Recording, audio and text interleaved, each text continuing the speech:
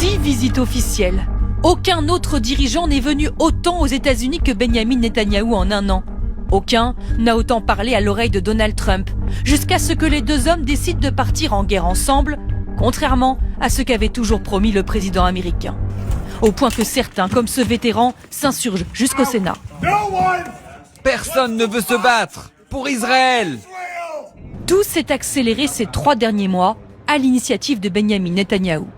Le 29 décembre, le Premier ministre israélien vient à Mar-a-Lago. Devant les caméras, il complimente le président. Je le dis encore et encore. Nous n'avons jamais eu d'amis comme Donald Trump à la Maison-Blanche. Il est venu avec un but précis. En coulisses, il déclare à Trump qu'il compte attaquer l'Iran dans les prochains mois et demande son soutien opérationnel. Les États-Unis se retrouvent alors face à un dilemme, avoué par Marco Rubio il y a quelques jours. On savait qu'il y aurait une opération d'Israël. On savait que ça précipiterait une attaque de l'Iran sur les forces américaines dans la région. Et on savait que si on n'allait pas de façon préventive, on aurait davantage de pertes.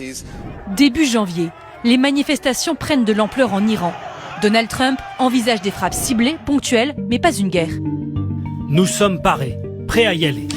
Le 14 janvier, appel de Netanyahou. Il demande à Trump de ne pas frapper tout de suite, d'attendre qu'Israël soit prêt pour une opération conjointe de grande envergure. Mais le président américain veut encore essayer la diplomatie. Il envoie ses émissaires négocier avec l'Iran. Le 11 février, Benyamin Netanyahou se redéplace en personne. 3 heures de discussion et de pression. C'est là qu'il aurait réussi à convaincre Trump que toute diplomatie était vaine, que la seule solution était la guerre. Je ne vous cache pas que j'ai exprimé un certain scepticisme sur la possibilité de tout accord avec l'Iran. Le lendemain, le plus grand porte-avions américain est envoyé au Moyen-Orient, rejoindre une flotte déjà impressionnante.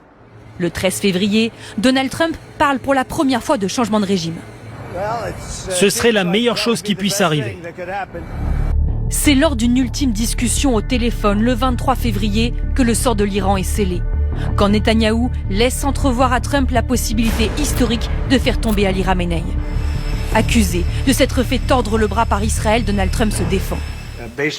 Vu comment les négociations se déroulaient, j'avais l'impression que l'Iran allait attaquer en premier. Et je ne le voulais pas.